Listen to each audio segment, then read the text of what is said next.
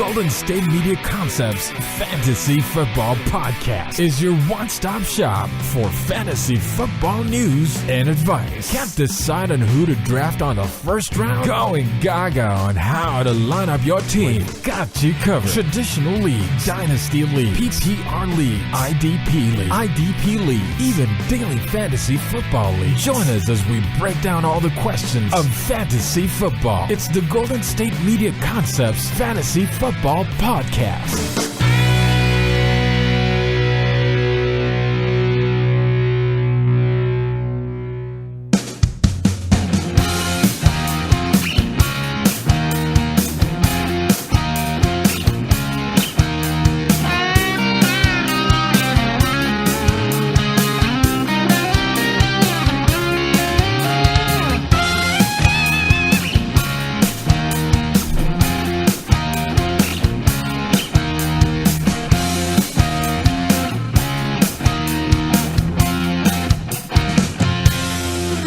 Thank you for tuning in to the Golden State Media Concepts Fantasy Football Podcast, where we discuss everything in the world of fantasy football. As always, I'm your host, Jeremiah. And I'm Anthony. And we're back again. And, we're going to discuss some NFC West here. And we're going to talk about the Arizona Cardinals. And there's two in particular players that's really impact that team. But from a fantasy perspective, there's two players that were on majority of rosters last year, and that is Larry Fitzgerald and Carson Palmer. Larry Fitzgerald announced he was going to return to the Cardinals last week, and as of yesterday, Carson Palmer looks like he is returning as well. He is holding off retirements, and this bodes well huge for Larry Fitzgerald's fantasy value, and it also, from a fantasy perspective, I think Carson Palmer could be solid again, but he is older. I actually think David Johnson is going to be the one with the most fantasy value for the Arizona Cardinals there. But Palmer's 37. He had kind of frailed off a little bit since he's on his MVP season in 2015. But he is just 2 years removed from that, and I don't think Carson Palmer is a legitimate QB1 anymore. I do think he's someone that is solid enough to be your backup on your team. But I don't think he's going to be that guy that we saw from 2015. No, he's not going to be the guy from 2015. That'll happen when you get older. You kind of regress a little bit. Maybe the thing we saw with Carson Palmer was he kind of hit his final apex, like the last, hurrah or whatever you want to call it with him, because he's been in the league since 2004, and even he didn't play his rookie year in 2003. He was behind, I believe it was John Kitna in Cincinnati, and maybe this last year was just kind of a thing of what's to come, because he went from 4,600 yards to 4,200 yards. Now he didn't play in the one of the games, but his touchdowns were down, his interceptions were up, his yards per attempt were down. Like, everything was kind of suggesting, okay, you're not the same guy anymore. And we also saw that, basically on full display in the postseason, right? Like, the last time the Arizona Cardinals were in the playoffs in 2015, technically 2016, January 24th, he threw for 4 interceptions, right? So he had a really bad game, and he was someone that you were like, okay, well, maybe he just had a bad game, but then he came out the year after that, and he just totally looked like a different guy, because we had all these expectations for him. It's like, oh, okay, cool. So now you get John Brown, who's going to take another step. You get Larry Fitzgerald, who's still, Larry Fitzgerald. David Johnson's going to take another step. And to be fair, he did. But the team around him, even with Chandler Jones, Tyrann Mathieu, everybody they had on defense, Patrick Peterson, it wasn't the same kind of a thing. And they regressed. They went 7-8-1. And to be fair, some of the games they lost were pretty close, right? So they could have had a better record, but, luck kind of happens that way, right? Like, this year, the Atlanta Falcons were 11-5 and made it to the playoffs and made it to the Super Bowl. They could regress just a little bit, go to 9-7 and miss the playoffs altogether. Like, this league is kind of weird like that. The fact that the Patriots have been what they've been for the last 16 years is something we're not going to see again. Like, the league wants parity, and outside of the Patriots, they've pretty much gotten parity, because you could talk about it being like, the Steelers or Broncos or Colts or whatever, but it's always, sometimes they have good years, sometimes they have bad years. The Colts have missed the playoffs, the Broncos have missed the playoffs, the Steelers have missed the playoffs, but the Patriots always make it. They're the one kind of consistent in this whole thing, outside of the 1 year Brady tore his knee. With the Cardinals, maybe this was just like a bad year, right? Maybe this was just a thing where it's just like, you have the other teams in your division, right? You still have the Seahawks that you have to worry about. Seahawks had a good enough year. They made it to the playoffs. They were the one that advanced. You don't have to worry about the other two teams in the division, right? The Niners, I know you love the Niners, but they were bad. The Rams were just as bad. And now you get a situation where maybe the Cardinals can move back up, because him coming back at least gives them stability, right? Forget everything else, like, oh, he had a bad year. Yes, but at least gives them some stability, right? He gives them someone that Larry Fitzgerald knows. He gives them someone that John Brown knows, someone that David Johnson knows, and they don't have to spend a whole offseason basically preparing for a new quarterback, someone who does different things. Maybe this, new quarterback, runs too much, or he doesn't go through the reads as fast. Like this one, it's like, okay, we know what to do. We're going to make one last run, and if it doesn't work this year, Carson Palmer's 37 years old. This is the last run for him, and maybe the last run for Fitzgerald, because they both had the potential of retiring last year. You talked about the fantasy implications for Larry Fitzgerald. This might be the last of the, you need to draft Larry Fitzgerald as not a number one, but someone that you'll start, on a daily basis, because you forget the fact that he had 107 receptions last year. So in a PPR league, he is absolutely valuable. And the year before that, he had 109. Right. So he's been somebody that, as of recently with Carson Palmer, has been very valuable to the team. So as long as he's still there, as long as Carson Palmer's still there, you have the fantasy implications of now you can trust Larry Fitzgerald. Now you can trust David Johnson. Now you can even trust someone like a John Brown, right? You can trust these guys to at least have the same sort of numbers that you would hope they would, because if Palmer had retired, then everything's up in the air and we have no idea what to expect going forward. Yeah, and I do agree that Larry Fitzgerald is someone you have to draft, to at least start. He was very consistent last year. He does have 107 receptions. Yeah. I do think, and he's 33. Yeah, and I know he's younger than Palmer, but 33. For a receiver is 37. That's 37. Right. And Carson Palmer, he is 37. I actually do think this will be his last hurrah. I do think this will be his last year. No matter how it goes, honestly, I think this might be Palmer's last year, and I think the Cardinals are going to draft a quarterback for the future, but we'll get into that when the time comes. They might, after the year, they may do something like that to, going forward, because we've seen with Drew Stanton. I mean, Drew Stanton's been playing since 2008. He's not the answer. He's someone that maybe you can spot start, give him a game or two just to try and make sure the ship still is floating or whatever and doesn't go down, but that doesn't mean he's somebody that you rely on for more than a couple of games. So drafting a quarterback after this year would be something that you would want to kind of do going forward. You don't necessarily have a top draft pick to do that. I mean, we've seen Derek Carr, Teddy Bridgewater was doing well before his knee exploded. We've seen even Drew Brees, second round pick. Brady just saw was fourth round. You've seen quarterbacks who were later on in the draft who could do these things. It doesn't have to be the guy that's the number one or number two overall pick who gets you that. So if they can have a good season, maybe at the end of the first round, beginning of the second round, they say, okay, we want to draft this quarterback who we trust, because all that matters is that what your GM/scouting department sees, right? If they see someone who's talented, you go forward and you do well with them. But at least with this year with Carson Palmer, he gives you stability. He gives you somebody that will probably again throw for 4,000 yards, because he did that for the last 5 years. The only year he did was when he only played 6 games. So he's going to probably throw for 4,000 yards again. He's probably going to throw for another about 25 to 30 touchdowns. You have someone who's reliable in David Johnson. You have someone who's reliable in Larry Fitzgerald. This team, fantasy-wise, is going to be right up there again with any team you want to talk about, be it the Patriots, the Falcons. They're going to be right up there because of all of the skill, position, talent that they have. I mean, John Brown only had 500 yards, but if he can have anywhere close to the 1,000-yard season he had 2 years ago, their offense is right on track again to be a top 5 offense in the NFL.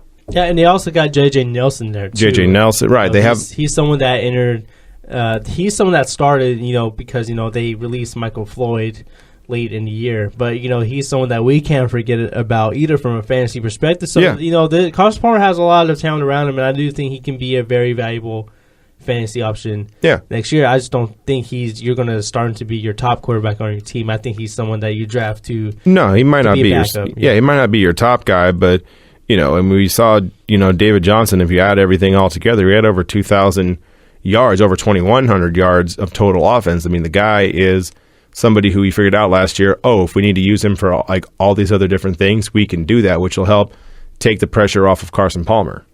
Yeah, and so it remains to be seen where we value at these two guys here, Carson Palmer and Larry Fitzgerald, later in the year when fantasy drafts start, which is people start drafting in the spring, Anthony. Yeah, no, they do, and then we will discuss it. It depends on how we think and how the Cardinals draft and the free agents they bring in. Yeah, I mean, if they can get a couple of more good talent, because the thing is, you also look on the defense, they're talented there too. Like I said, with Chandler Jones, Tyrann Mathieu, Patrick Peterson, you have talent there too.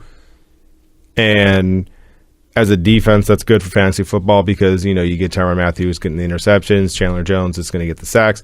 You get a lot of things like that, and that'll help out the offense because now the field's shorter. Now you don't have to worry about it scoring as many points. There are all these things that make it a little bit better for you.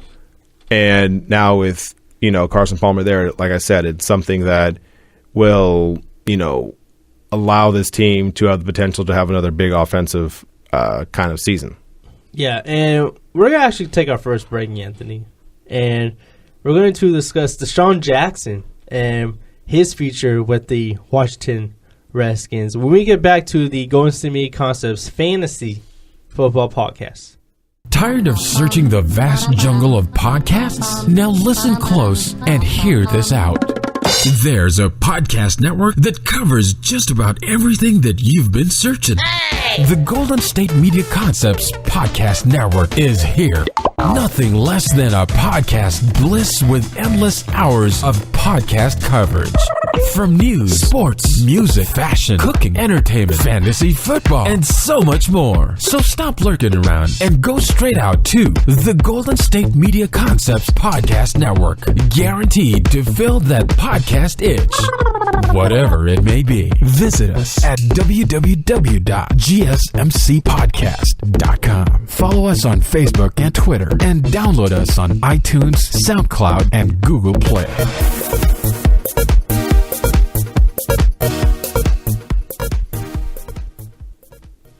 Welcome back to the Golden State Media Concepts Fantasy Football Podcast, and we're going to discuss the future of Desean Jackson. I almost said Deshaun Watson. I don't know why. I think it's because he's on the TV right now. Mm-hmm. But we're going to discuss Desean Jackson, and he had an interview with the team's official website saying that he wants to remain with the Washington Redskins, and he's slated to hit the free agent market. And, there's been speculation about him returning to the Philadelphia Eagles because, he didn't exactly squash, the beef with them.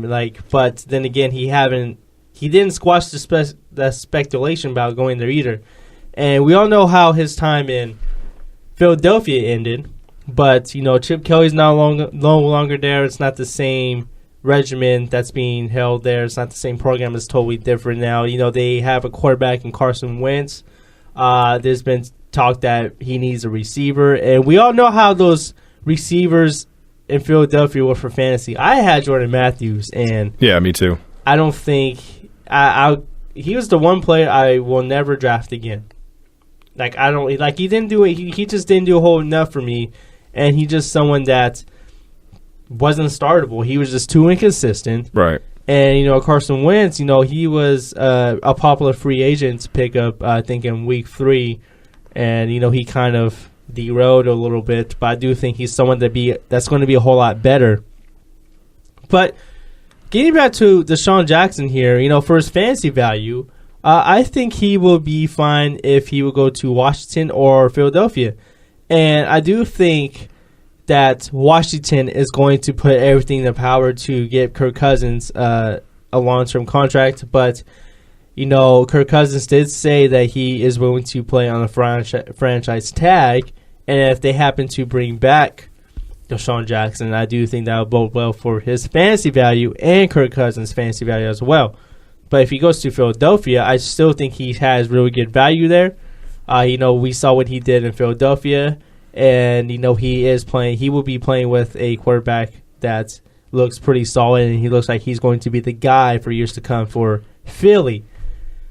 But for fantasy purposes, I think if Philadelphia, if Washington, if he goes to those two teams, I think those are the two best teams that can get the most out of his value. So with Desean Jackson, he's never been someone that, plays the slant route game or the out route. That's never been his thing. His thing has basically been the smaller version Randy Moss, right? He's a guy that's going to go deep, and it's really hard to overthrow him kind of thing. So with Desean Jackson, you have the situation now where he can basically go to a team that will help his style, right? Because you saw this year with Kirk Cousins and the Washington team, they were able to get a lot of long passing games where I think they had tied for fifth most as far as 40-plus yard throws and sixth most as far as 20-plus yard throws. They were really good at throwing the ball deep. And you have the situation where I did the Washington thing too because he's on the screen right now. Desean Jackson, when he goes to a team, you want him to go to a team that has a quarterback that has an arm, right? So you kind of look at, all right, so what are the teams that would be available as far as that goes, right? Because as far as a fantasy purpose goes, you want to get the most, bang for your buck as far as just a quarterback that can throw deep. When you look at the teams that have available cap space, you got the Browns and the Niners, which, they got cap space, but we literally have no idea who their quarterback's going to be. It could be on TV, Deshaun Watson. It could be him, the second overall pick. Buccaneers are an interesting thing because they have the situation where Jameis Winston has a strong arm. He can throw it to you. Tennessee Titans with Mariota, same thing. Washington actually has the seventh most cap space available, so they could go after him. Indianapolis, if you pair him with Pierre Garçon, then you have two guys that can go deep, but you don't necessarily have a guy that can do the... You mean T.Y. Hilton? What did I say? You said Pierre Garçon. Right, because Pierre Garçon was his teammate this year. You have the thing with T.Y. Hilton where, you don't have someone who can do the kind of slot receiver role, but I guess you can find one of those. You talked about Philadelphia. If he goes to Philly, he has the most receiving yards of anybody on that team right now. Zach Ertz was number one guy as far as actual receiving yards for Philadelphia Eagles with 816. Jordan Matthews had 804. But now you go to the situation where if Kirk Cousins gets franchise tagged again, right? Which he said he's open to, but then he also said, pay me my money. I don't know what they really want from him. He probably is going to go in there and eventually just say, I want my money, give me my money, and they're going to have to give him his money because that's a situation where if a quarterback wants his money, you don't generally let them walk because he's immediately going to make another team valuable, right? He's going to make another team playoff contender, right? Because that's at least what Washington was for a little bit. They were kind of a playoff contender until it kind of sputtered out into the end of the year. If Desean Jackson ends up going to Philadelphia, to Tampa Bay, to Tennessee, he's someone who's still valuable to the team because as much as we may not think Desean Jackson is what he used to be as far as a guy that was this, fantastic, deep receiver, he still pretty much was because whatever you think about Desean Jackson when he was in Philadelphia, he never had more than 1,169 yards. Never had 1,200 yards for a season. And this season he had 1,005, but he had 17.9 yards per reception. He still had those deep passes. He still got those deep balls that you kind of were used to him getting. He just wasn't as in the spotlight as he was in the past. Maybe it's because he didn't have those things where he, dropped the ball a yard before he got into the end zone. I don't know. But he had 56 receptions for 1,005 yards. And, outside of 1 year where he had 82 receptions, he never had more than 62. And that was his first 2 years in the league. So if 62 basically was your best seasons that you do outside of one really good year, the 56 isn't far off. He's still basically the same guy at 30 years old. Is he a little bit diminished? Sure. But that's going to happen when you get to around 30 years old. He may be not the guy he was in the past, but he's still really close to being that guy again. And for a team that, basically is looking for someone to help out your offense, Jameis Winston would love to have him because if you have him and Mike Evans is the dude that can do those slant routes and kind of small to intermediate plays as well as the big play. And then you get Desean Jackson to take the top off. that would be a really good situation in Tampa Bay for them. He's someone that is really valuable, especially, like I said, in a fantasy football purpose, because he not only will get you those, like, 3 catches for 75 yards and a touchdown type of games, he is someone that allows other people on the team to get a lot of receptions because, like I said, the Randy Moss style where he takes the top off the defense. Now you get a lot of like PPR stuff for someone like a Mike Evans or someone else, whatever team he ends up going to. So whatever team gets him, fantasy football-wise, he's going to help you out a lot.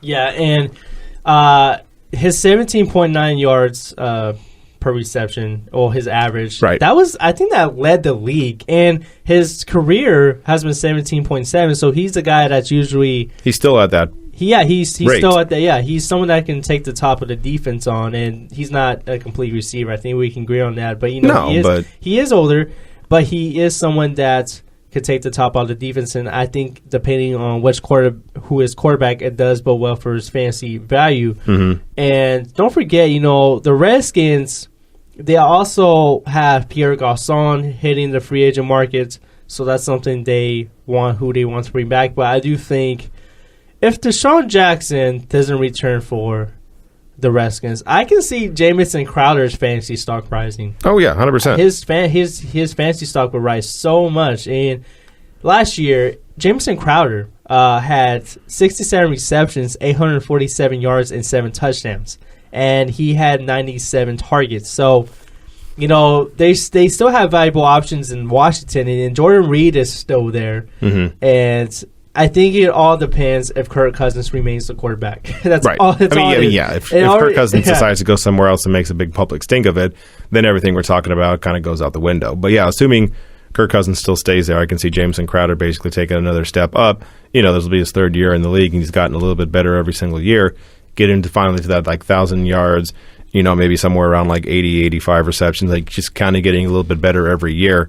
And now he could finally be a guy that, maybe isn't a number 1, but definitely would be like a solid flex guy. Yeah, definitely. It's definitely a solid flex guy, but it remains to be seen what happens with the Washington Redskins and Desean Jackson, Kirk Cousins. It remains to be seen. It's going to be very interesting to see what happens for the Washington Redskins this offseason. Yeah. But we're going to take our second break, and when we get back, we're actually going to discuss some quarterbacks who are slated to hit the free agent market.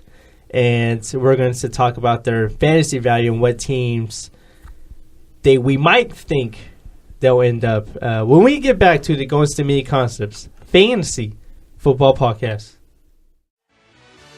Are you looking for the very best NFL and college football podcast? Then check out the GSMC Football Podcast. Get the latest football news both on and off the field. From the NFL Draft to trades to the rumor mill to the NFL Combines, they got you covered. That's GSMCpodcast.com/football-podcast. Get updates on college rivalries, game day insights, and much, much more. It's football talk the way you want it. This show eats, sleeps, and breathes football. Don't forget to like them on Facebook and follow them on Twitter. Visit GSMCpodcast.com for more info.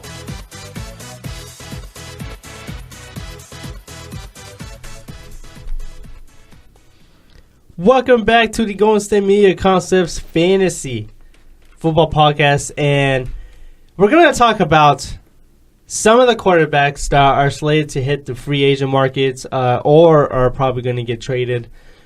We have the list is not very good, Anthony. It's kind of a weak quarterback class this year. There is a couple on the market that are probably going to be traded. But as far as the guys that are slated to hit free agency, we got Ryan Fitzpatrick, who is slated to hit free agency today per terms of his agreement of his contract. And it's weird because a lot of contracts don't end until the new league year starts in March, but Fitzpatrick, his contract actually ends today. And that doesn't happen a lot. And we got Jay Cutler, who I don't think he's going to be back with Chicago. There's no way they're going to bring him back, but I do think he is going to find a team. We got Colin Kaepernick, who is going to opt out of his contract with the San Francisco 49ers. We got Tyrod Taylor, who probably will opt out as well of his contract with the Buffalo Bills. Tony Romo, he probably the biggest offseason storyline so far is, will he get traded or will the Cowboys cut him, and will Tony Romo have his choice? And then Jimmy Garroppolo, who is probably the second, probably the most popular, not the most popular, but probably the second most popular quarterback that's going to be on the markets. But, of course, you will have to trade for him. And the Patriots are willing to trade for him because they believe Tom Brady is going to play for the next 5 years. And he's not going to come cheap. He's not. So, out of all these quarterbacks, what do you think? Who do you think is going to have the best fantasy value? And who's your favorite quarterback in this out of this pile? It's obviously Tony Romo and Jimmy Garoppolo. So we'll take those two out because that's just too easy. That's too easy. So you're asking me of those, which ones do I like the best that doesn't include Tony Romo or Jimmy Garoppolo? Yes. And then Tyrod Taylor. Exactly. Tyrod Taylor would be the one that would be next because all the other ones stink because you literally took away the two best options and you're like, all right, pick from this sludge. But because the thing is, like we talked about, like it's not necessarily like a great quarterback class because it's really hard to have a good quarterback class because if a quarterback's good, he gets signed by the team he's with. That's just generally how it goes. You know, we talked about something like, okay, well, you have a situation where you have like a Peyton Manning who was available. Okay, he had a bad neck. Oh, okay, Brett Favre was available. He was really old at the time. Oh, you have, even something like, with Jimmy Garoppolo, you've had situations where it's like, oh, Matt Flynn's available for Green Bay, and then he doesn't play for Seattle because you got Russell Wilson. Oh, we have Brock Osweiler available. He stinks. Like, there's all these things where it's like you have these quarterbacks who are available, but that doesn't mean they're good just because they're available. They're available maybe because they're not as good anymore. Tony Romo, great, one of the best Dallas quarterbacks of all time, also 37 years old, and is injury prone. Ryan Fitzpatrick bet on himself, lost. You get something where Jay Cutler has a lot of talent, never really put it all together, always does things that make you really mad. Colin Kaepernick, he's fine. Like, he's not any kind of like great quarterback, but he was serviceable enough this year for them. Tyrod Taylor, probably the best case scenario with him because you have a situation where he had a pretty good year. Like, everyone wants to talk about it. He wasn't necessarily like a top 10 quarterback in the league. Okay, fine. But he also is somebody who, for the Buffalo Bills, he had over 3,000 yards, which in this day and age isn't necessarily the greatest thing in the world. But at the same time, he also had 580 yards rushing. So he was someone that get you touchdowns, both passing and rushing, kind of, and he wasn't the kind of running quarterback that was like Colin Kaepernick was, to where it was just like, okay, I'm going to look one way, and then if that doesn't work, bam, I'm gone. Tyrod Taylor had kind of like an all-around kind of situation where he was able to help the Bills enough to where he was very valuable to them without being somebody who was totally a crutch as far as running the ball. So with all those situations being, and with Jimmy Garoppolo also, like he might be good or he might be in the Patriots offense because we saw Matt Castle, once he got to other teams, he was no good. You've seen this kind of play out before. They had Ryan Mallett. He was, so bad. You get the situation where just because you were around Brady/Belichick doesn't mean you're going to be good once you're away from them. At least with Tyrod Taylor, I think he has a situation to where he's not going to be with the Bills because the Bills don't want him, and he's going to be available, and whatever team he goes to, he can help them out. Now, is he going to go to a good team? Probably not, because there's no really good teams available that want to do that, because like I said, he's probably the third available of the good quarterbacks, right? And Romo's going to have this pick of wherever he wants to go, whether he wants to go to Denver or whether he wants to go to Kansas City or wherever else he wants to like end up going, he's going to have his first pick. Tyrod Taylor kind of comes later on in that when everything kind of settles. He's like, okay, well, I kind of want to go, look around. Let's go to Chicago, right? Maybe they basically, take Cutler out. They put him in, which wouldn't be a terrible situation because you get him and Howard. That's a good at least 1-2 punch as far as like running back and quarterback goes. I would take necessarily Tyrod Taylor because of the all-around value, not only for fantasy purposes, which is what the show is. He gets you both the passing and rushing yards. And this is the first year where they kind of gave him the keys, right? They let him kind of go and do more things. Like, he had the same kind of stats for the last 2 years, but this is the first year that he actually was able to kind of spread his wings a little bit more and do a little bit more as far as the offense goes. So I would like to see what he can do, given a little bit more flexibility, given where the team actually likes him, because Rex Ryan liked him, but the team around him, like organization-wise, they didn't. So if the organization, everybody kind of gets a situation where they're like, okay, we're going to let you grow and see what you can do, I would like to see that with Tyrod Taylor. Yeah, and, I do think Tyrod Taylor is going to be somewhat valuable in the fantasy world there. I do think he's someone that can potentially be a top 15 quarterback in fantasy. As for Jimmy Garroppolo, it honestly, for his fantasy value, it just depends on where he goes. If he goes to Cleveland, I just would stay away from him. I would just do a wait and see, and then Anthony is... Just I bless him. Like, it's just he's blessing him right I'm Catholic, now. It's fine. I just do it. Like, it's, good for you. It's, it was nice knowing you, via con Dios kind of thing. And then if he goes to the 49ers, I do think there's a chance for him to be good, but he's not going to have a good season wins-wise because that team is in full rebuilding mode. But honestly, I can see Jimmy Garoppolo possibly going to Houston, but do they really want another situation where they have Brock Osweiler there? Like, because, Brock Osweiler, he was good in Denver, but, he's not the same guy in Houston. So we all seen what Brock Osweiler can do. As for Tony Romo's fantasy purposes, I did say I think he would go to the Jets, but if I think the best team for his fantasy value would be Houston. I do think that can be the best team for him. And we've seen situations where, like you talked about with Seattle, when, Matt Flynn, we talked about the situation where he got to Houston. Matt Flynn's like, oh, I have all this money. Yeah, but he's better. And, it'd be the situation where you're giving both of them a lot of money, but you would basically look at the situation and be like, yeah, that's fine, but we're going to go with him. Like, he's the one we trust more because Brock Osweiler, we've seen basically all year, like, he's not what they hoped he would be. And he got benched. So it's not like they have full confidence in him. It's not like, oh, yeah, but we started him all 16 games.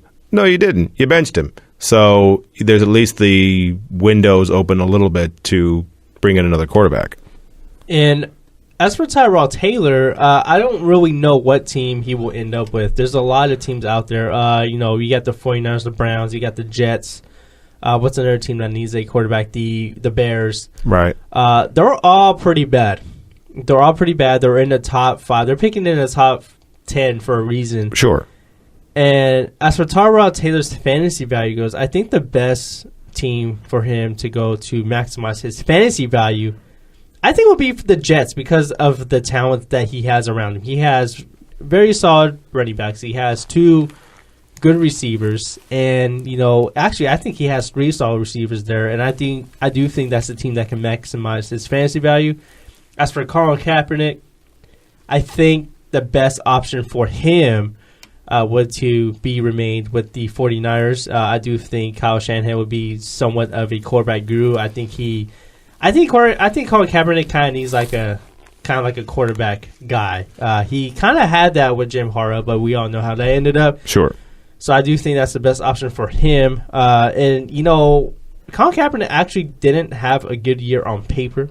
He actually didn't have a bad year on paper. That's what I meant to say. He had 16 touchdowns, 4 interceptions. He did have 2 on the ground.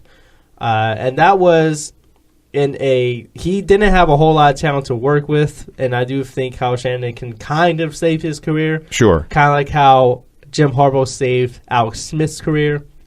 As for Jay Cutler, he's just someone I would just stay away from, period. He just hasn't been good for Chicago, and I do think no matter where he ends up, I just think he's someone you can stay away from. And Ryan Fitzpatrick's going to be a backup, so he's probably not going to be on any fantasy radars. But I do think that any of these guys, I think out of the best one to get, and I'm kind of including Tony Romo and Jimmy Garoppolo now. Right. I do think the best one to get the most fantasy value would be Tony Romo. Because, he's probably the best one. And this is all assuming he stays healthy, though. If he stays healthy. So I do think he's someone that could be your QB1. But, that's going to have to do it for the show, Anthony. I think we have to leave on that note. Unless you got something to say. Well, no, I agree with you more or less that Romo will do well. It's just like if he's, going to get injured, I think Tyrod Taylor would probably be the best. But Romo, if he's healthy, is by far the best quarterback available. Yeah, and we're going to end the show on that note, Anthony. there's really nothing else we can say about these quarterbacks. We just have to play the wait and see game and what places they'll land, and basically, it's all speculation right now. But we will have a clearer picture of their fantasy value depending on where these guys end up and how these teams address their needs through the draft for free agency. But that's going to conclude our show, Anthony. I'm actually going to be back on Tuesday again. Yeah, you come back on Tuesday, and then I come back a week from today. Yeah, and we're going to have to leave you guys on that note. But I'd like to thank you guys for tuning in to the Going to Me Concepts Fantasy Football Podcast. And you can catch the show on the variety of platforms such as Google Play, Stitcher, SoundCloud, YouTube, and on the website GSMCpodcast.com. You can also follow the show on a variety of social media platforms, Facebook, Twitter, Instagram. The handle for Twitter and Instagram, I believe, is at GSMC_football, and Facebook at the Golden State Media Concepts Fantasy Football Podcast. And I'm Jeremiah. And I'm Anthony. And I'd like to thank you guys for tuning in. You guys have a good weekend.